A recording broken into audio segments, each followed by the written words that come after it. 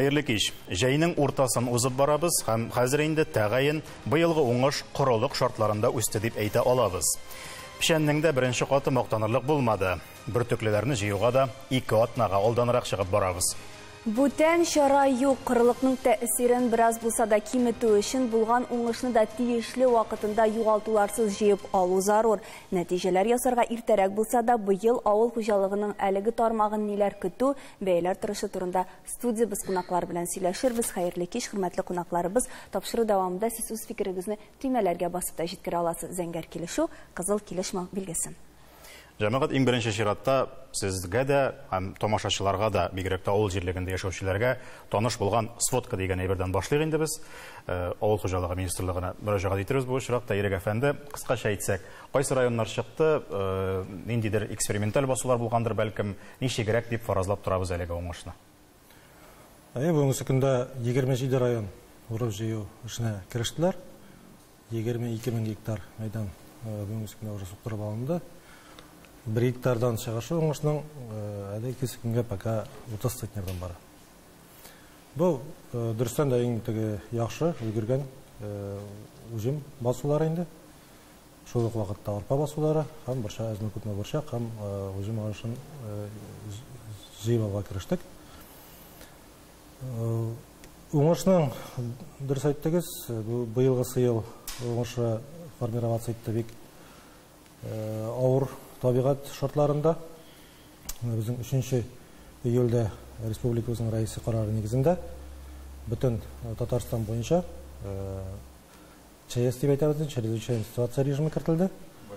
Гомумән бөтен бу кагылды инде безнең бөтен районнарыбызга да, шул ук вакытта аның төп основаниясе булып корылык беренче чиратта и шул ук вакытта безнең май аенда булган салкыннарда сәбәп шил булды инде. Уңышка килгәндә технологиясын саклаган, технологичный эшләгән хуҗалыкларда бүгенге көндә уңыш начар түгел дип әйтергә була. Шул ук вакытта бар төрле басулар бар. Безнең бигрәк тә корылык һәм салкыннарга безнең көнчыгыш районнар тәэсир итте инде. Күп районнарда ул якта беренче укосында, күп еллык үләннәрнең беренче укосында азык культуралары буенча проблемалар хайрат. И уңышның да дәрәҗәсе көтелгән дәрәҗәдә түгел дип әйтергә. Без җитми дип әйтә алабызмы? Менә быелгы елда шундый куркыныч бармы? Үзебезгә дә ашатып чыгарга яки инде үзебезне тәэмин итәргә ашлык һәм терлек азыгы җитмәячәк дип әйтә алабызмы хәзер? Юк, андый куркыныч бар дип әйтә алмыйбыз. Бүгенге көндә безнең Татарстан буенча 3 миллион 300 мең тонна ашлык кирәк булса, бу бөтен терлекчелек тармагы күзәлдә тотып инде. Аны быелгы елгы уңыш белән дә без капларбыз дип исәплибез. Әле безнең аннан тыш 1 миллионнан артык узган елдан калган икмәк запаслары бар. Корылык сүзе авызыбыздан төшмәде һәм бер тамчы яңгыр тапмаган җирләр, районнар бар. Менә сугарылган җирләр уңыш белән мактана аламы бүгенге көндә? Әлбәттә, менә 21 елгы, 10 елгы кебек һава шартлары быел да күреп торабыз булды һәм күп кенә районнар шушы корылыктан әлбәттә тәэсире зур булды. Ләкин әйтәсе килә, сугарылу җирләрдә 3-4 тапкырдан артыграк уңыш зуррак сугарылмаган җирләргә караганда. Бу атнада менә авыл хуҗалыгы министрлыгы үткәрде зональный дип әйтәбез инде берничә зонада семинарлар. Менә аларның кадрларын мин сезгә күрсәтеп үтәсе килә. Безнең һәм инде күптән түгел генә әле басу көне узды. Безнең шунда да күрсәттек, сугарылу җирләрдә нинди дәрәҗәдә бүгенге көндә ашлыкның һәм уңышның зур икәнен. Менә күрә аласыз, бу безнең Агробиотехнопарк, Аграр университет белән берлектә ясалган сугарылу җирләрдә булган фәнни тикшерү мәйданчыгы. Монда 100-дән артык гектарда менә шундый дилянкаларда төрле алдынгы технологиялар, алдынгы сортлар бүгенге көндә менә матур гына үсеп килә. Һәм хуҗалыкларга шушы мәйданда иң алдынгы технологияларны менә министрлык белән бергә иң алдыңғы галимнәр белән бергә шушы нәтиҗәне без бүген күрә алабыз. Менә без булдык бер хуҗалыкта, ул хуҗалыкта кышын гына әле төзелде 1000 гектарда сугарылу җирләр. Бүген инде менә шундый матур гына үсеп тора бәрәңге һәм башка культуралар. 2 метрдан артык уже үскән кукурузларны күреп торабыз. Бәрәңге 20 июльгә инде 450 центнердан артык бәрәңгенең уңышы бүгенге көндә үсте. Шуның янәшәсендә генә менә кичкенә генә фермерның участогы 5 гектар җирдә үстерә матур гына җиләкләр. Менә шушы фермерның җиләге белән авыз итүегездә сорыймын, ул бүләк итеп җибәрде. Әйме. Мин диетада үзе тик торган шушы. Менә шунда ул быел 5 тонна 1 гектардан менә шундый матур гына җиләкләр алды. Әлбәттә быел әле бу зур күрсәткеч түгел, ул 10 тоннага кадәр алып була дип әйтә. Ләкин быел инде менә салкыннар булды, шуның өчен җиләк-җимешләрнең уңышы әзрәк. Гади елларда 10 тоннага кадәр алып була. Монда дөрестән дә кукуруз ягыннан гына чыгып әйтсәк тә, алай итеп 2 метрлы булып үскән кукуруз бу елны бер кая да юктыр ул. Һәр хәлдә әле берничә атна элек кенә ул басуларда ошон килмәгәй 30-40 сантиметр булса булгандыр инде. Мин тагын бер мисал китерәсем килә. Менә Кукмара районында Урал дигән хуҗалыкның күпесе без белә инде. Бит. Анда 21 елда 4 укос әйтергә кирәк печән алдылар. Бит. 5нче укосны зеленый корм дип, менә бу яшел үләнгә алдылар. Булар аңлашыла. Гафу итегез, мин сезне бүлдерергә мәҗбүр. Икътисади яктан карыйк әле. Сез нәрсә дисәм дә уңай яктан сөйләячәксез, аңа иманым камил. Юк, мин конкрет цифрлар әйтеп үтәрем. Сүздә юк. Ул саннар әлбәттә бар, һәм алар бик матур. Ләкин без әле карадык, әйтегәндә 100 гектар җирдә. Яшелчәләр турында да 1000ннән артык гектар турында әйттегез сез. Ни дәрәҗәдә, Илгизар абый, менә шушы мелиорация технологияләре белән насос станцияләре куеп, турбаларын сузып, логистикасын уйлап, шулай бүтән басуларны каплап бетереп була, һәм аның өчен менә хәзер тотынабыз дип әйтсәк, кисәңдә күп акча булуы кирәк. Чынлап та бу инде беренчедән Марс әфәнде сүзләр белән килешәм, менә сугарыла торган җирләрдә уңыш югары була. Әйтергә кирәк, беренче мәсьәлә сугару өлкәсендә ул бит инде бәрәңге һәм яшелчә мәйданнарын тулысынча сугару җирләр хисабына үстерү күз уңында тотыла. Үзен аклый ала торган әйбер буламы икән ул? Шуның кадәр җиргә сугару системалары суздык ди. Аңа 2 ел кирәк буламы, 3 ел кирәк буламы? Аклармы икән ул үзе? Әлбәттә инде бу беренчедән теге ул җирләрдә платиналар бармы, гидротехник сооружениялар дип әйтәбез инде, бармы алар? Алар бит инде капиталь төзелү исәбенә керә. Бу капиталь төзелеш минем уйлавымча 1-2 ел эчендә башкарып чыгарырга тиеш. Тик менә хөкүмәт тарафыннан субсидияләр бирелә, бит. Ул бит субсидияләр ничек бирелә? Башта хуҗалык үзенең чыгымнарын тота, аннан соң шул чыгымнарны документаль рәвештә раслаганнан соң гына шул субсидия кайта. Бу очракта күп вакытта хөкүмәт тарафыннан кирәк, менә шул төзелешне башлаган вакытта ук бюджеттан дагын, хуҗалык хисабына дагын финанслау турында сүз алып барырга кирәк. Әлбәттә, менә мин беләм, Казанда эшләнгән мелиорация системасына кирәкле җиһазларны сатып алган очракта 70%-на кадәр безнең бюджеттан ул чыгымнар капланыла. Ул чыгымнар кирәк, но аларның күләме әз. Ни әйтсәң дә, бу федераль бюджеттан да булырга тиеш, республика бюджеттан да булырга тиеш. Федераль бюджеттан бүгенге көндә әзрәк бүленеп бирелә менә шушы финанс чыгымнары, финанс мәсьәләләре буенча. Хаватрышы безне көтеп тормый шул менә. Фермерларның да хәлләрен белик. Гадәттән тыш хәлләр режимы кертелде дип әйттек. Менә бу нәрсә дигән сүз һәм фермерлар ярдәмгә өметләнә аламы, Камер әфәнде? Фермерлар бүгенге көндә страховка турында әйтәм инде. Фермерлар бүгенге көндә 690 мең гектар җир эшкәртәләр. Зерносын әйтик, яшелчәсен санасак, 50%-ка якын валовый продукцияны шахси авыл хуҗалыкларда, фермерские хозяйстволар, сельскохозяйственно-потребительский кооперативларда нигә безнең потребительләргә представляйтеләр инде. Шуңа күрә фермерские хозяйстволар җиткерә игенне дә, яшелчәне дә, аннан соң маллар шахси авыл хуҗалыкларда да, фермерские хозяйстволарда 500 меңгә якын мал туар. Шуңа күрә аларны ашатырга кирәк. Вот без санадык 18 центнерны алсак та, бүгенге көндә безнең зерновой да җитә.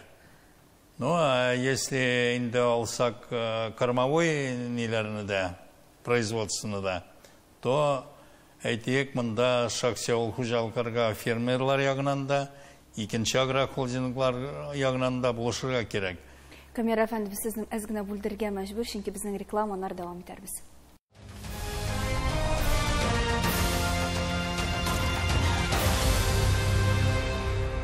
Хәерле кич, Таяну нуктасы студиясендә быелгы уңыш һәм корылык турында әңгәмәбезне дәвам итәбез. Рекламага кадәр Камера әфәнде әйтеп узган иде, менә фермерлар уңышыннан чыгып, әгәр дә без быел гектарыннан 18 центнер гына ашлык җыеп ала торган булсак та, ул безгә җитеп чыга дип. Аңа кадәр инде Ирек әфәнде әйтеп узды.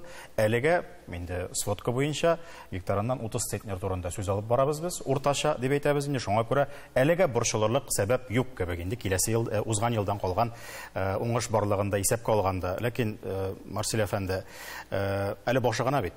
Әле 22 район чыкты дип әйтте. Башкалар әле тотынмаган. Әле ул мәгълүмат юк. Корылык ни дәрәҗәдә кайсы зоналарга зыян салды икән безнең? Ул бездә генә шулаймы ул? Без Идел федерал округының уртасына урнашканбыз. Бу элегелектән менә тарихи чыганакларга таянганда да 1861 елдан бері алып келген безнең мәгълүматлар бар. 3 елның берендә булган корылык. Бу фактически да шулай. Без моңа инде күп тапкырлар инандык. Быел шунын менә соңгы вакытларга килсәк, 65нче елда шулай бик иртә яз килгән. Апрель азагында ул вакытта чәчүне чәчә башлаганнар. Ул вакытта климат тазрак, икенчерәк. Аннан соң быел менә безнең тарихта беренче тапкыр 30 мартта уже быел арпа культураларын чәчә башладылар. Моның да кешеләрдә бик гаҗәпләнде. Минем үземә берничә кеше әйттеләр. Мәйтәм, җир әзер булгач шундый кагыйдә бар. Артка карама, алга карарга да чәчәргә. Шушы шартларда ана килсә дә, гадәти күренеш буенча 12 градуска кадәр салкынлыклар булды. Урын-урыны белән районнарда бу билгеле безнең бүтән культураларга да, бигрәк тә күп еллык үләннәргә, аннан соң менә безнең алма агачларга һәм башка шундый үсемлекләргә аеруча особы зыян салды. Һәм аларның уңышы бик түбән. Әйтик, без беренче курсны күп еллык үләннәрдән практически бик аз алдык. Аннан соң икенче курска менә яңгырлар урын-урыны белән җавап килә. Аннан соң Ходай Тәгалә әйткән, җәйге яңгырны мин өлешләп бирмен дигән. Бу ай бер, но менә безнең галимнәр, республика галимнәре 70нче елдан алып, авыл хуҗалыгын нинди нигездә алып барырга дигән китаплар язганнар. Минем шунда шул китапларның 7-се дә бар. Шунда бер җөмлә бөтенләй берне берләштерә. Теләсә төрле һава шартларында да, Татарстан шартларында, Татарстанда әйтик бөртекләрдән 30 центнер, бәрәңгедән 300 центнер, бу су ситмәгән очракта, һәм азык культураларыннан аларга була 300 центнер яшел масса. Менә билгеле, менә бу өлешеннән безнең яшел массаны алдык, без әйтик 100 центнерга хәтле. Билгеле, урыны белән күбрәк җауган менә май, апрельдә яңгыр җауган районнарда алар 300-не дә алганнар. Беренче кустан без 50, 60, 70 менә шушы әйбердә генә безнең ул сизелде. Алайда менә басым ясап әйтә алам, монда хуҗалыклап санап тора алмыйм инде. Яшь люцерна, яшь кливерлар, алар 150 центнерга хәтле уңыш бирделәр. То есть безнең кем технологияларны саклый? Технология дигән сүз, без һава шартлары ачык завод шартларында эшлибез. Авыл хуҗалыгы берничә тәне җавап куйып булмый. Без турыдан-туры эшләргә тиеш җир белән. Әгәр дә безнең җир һәр вакытта хәрәкәттә булса, республикада безнең соңгы 30 елда 440 мм-дан 542 мм-га хәтле яңгыр ява. Иң күп яңгыр жауган район безнең Алабуга. Бу быелгы саннар буенча да шулай. Аннан соң Арча районында тоже бик яңгырлар жауды. Аларда майда, июньдә, аларда әйтик, тотрыклы уңышны җылдагыча даже артыграк та алырга була торган. Министрлык безне ничек кенә тынычландырырга тырышса да, безнең уңыш үзебезне тәэмин итәргә җитәрлек булса да, барыбер уңыш ул апачы күренә, ул әзрәк булачак башка еллар белән чагыштырганда. Бу берәр ничек бәягә нәрсә дип әйтим соң инде. Тәэсир итәчәк, үзгәрешләр булачакмы бәяләрдә? Авыл хуҗалыгында иң төп проблемаларның берсе ул бүгенге көндә акчасызлык. Нәрсәген әйтсәк тә, бөтен нәрсә акчасызлыкка барып терәлә. Уңыш кырда әзме күпме бар. Аны үз вакытында җыеп алыр өчен кирәк техникасы, кирәк башкасы, ягулык, майлау материаллары. Менә хуҗалыкларда иң зарланган теге ние ел сайын арта бара бит аның теге ягулык, майлау материалларына да бу ел артты 5-6 сумга ким дигәндә. Аның теге кем әйткәндә, аның бәясе арта, әмма ләкин хуҗалыкларда җитештерелгән продукциягә тиешле бәя юк бит. Аны алып карасак, сөтне, ул бит инде төп кирим чыганагы сөт авыл хуҗалыгында. Сөттән бәя булмагач, аның шул кадәр төшкәч, авыл хуҗалыгында эшләүчеләрнең күңеле төшә башлады. Игеннәргә килгәндә ашлыкның узган ел ашлык булды, бәя кимеде 6-7 сумга килограммы кимеде. Бүгенге көндә дә 9 сумнан тоннасын сорап йөриләр. Ашлыкның. Ашлык бар, әмма ләкин ел дәвамында ул аны сата алмады. Крестьян фермер хуҗалыгы булсын, башка хуҗалыклар булсын, амбарларда менә шул акчасызлык интектерә бүгенге көндә авыл хуҗалыгында эшләүчеләрне. Аның технологиясе да, кадрлар мәсьәләсе дә, башка мәсьәләләрдә иминәтләштерү дә шул акчасызлыкка барып терәлә. Гадәттән тыш хәлләр игълан ителүен, әмма ләкин ул инде кем әйткәндә бездә иминәтләштерү дигән әйбер бар бит инде. Аны артты дибез. Аның иминәтләштерелгән Құрлықтан зиян көрген хуҗалыклар килгән зыянны шул оешма аша каплата алырлармы? Бусы сорау. Сөткә бәя артырмы? Бусы сорау. Сөт бәясе кимеде, сөт бәясе түбәнеме, шулай тирлек азыгына кытлык. Гомумән сыер тутучы фермерлар азаймасмы икән безнең Камер әфәнде мондый вазгыятьтә? Бер тәүлектә фермерский хозяйстволарда ишаксяу хуҗалыклар 2000 тонна сөт җиткерә.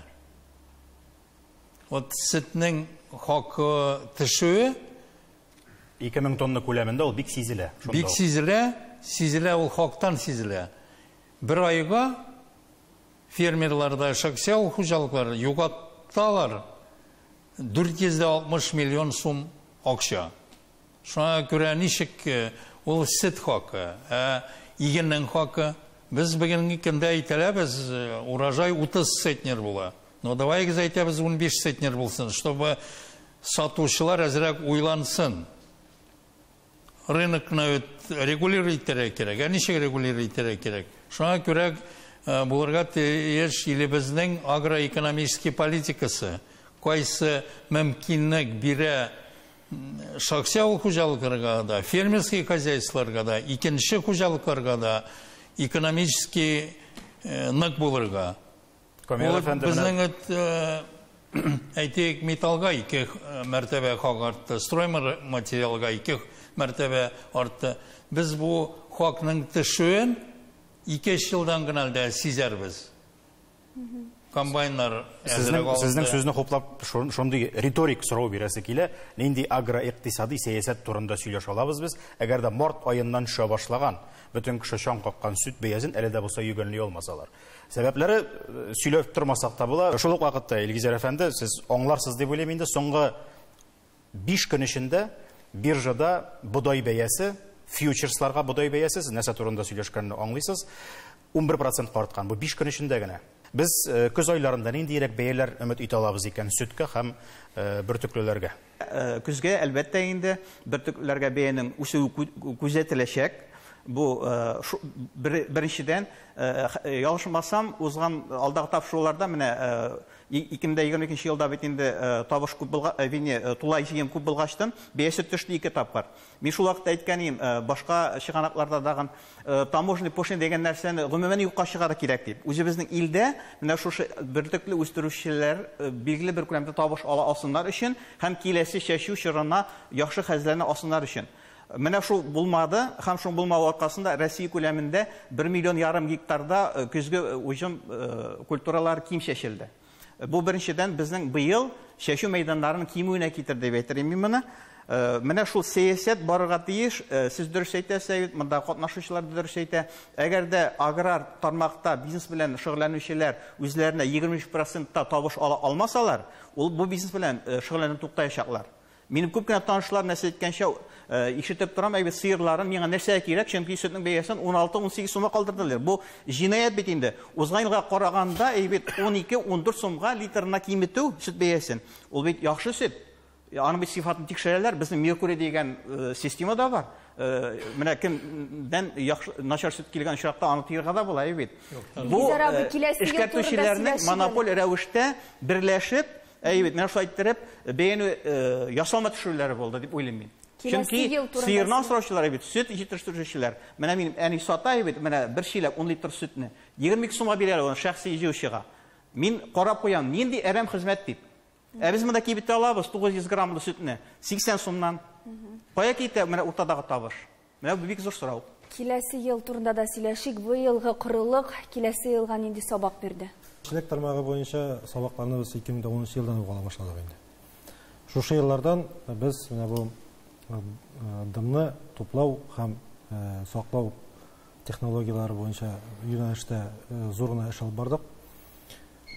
Туфракны эшкәртү шул 2010 елга кадәр өстен эшкәртелеп, дым күп булган очракта, отышлы усул булган очракта булса, бүгенге көндә без менә разноглубинную обработка дип әйтәбез, төрлечә тирәнлекләрдә эшкәртү, тирән итеп эшкәртү, шуның технологиялар һәм яфрактан тукландыру, шундый яңа технологиялар, инновацион технологиялар киреп бара. Шуның хисабына бүгенге көндә безнең уңыш әйтеп киткән өчен Игзаровды санап күрсәтте. Мен ул саннарны әйтергә куркам, но шулай да без ул саннарга чыгарбыз дип өметләнәбез. 2021 елны алып карасак, һава шартлары якынча шушы быелгы елга шикелле булды. Ул елда без 2 миллион ярым уңыш җыйып алдык. Ул менә инде безнең шушы 2010 елдан алып барган технологик яңалыкларны кертү хисабына алынган уңыш. Хотя чагыштырып карасаң, бүгенге көндә сумма эффективных температур дигән төшенчә бар. Ул 5 градустан югары булган температураны санап бару. Бүгенге көндә ул безнең 21 ел, 10 ел дәрәҗәсендә.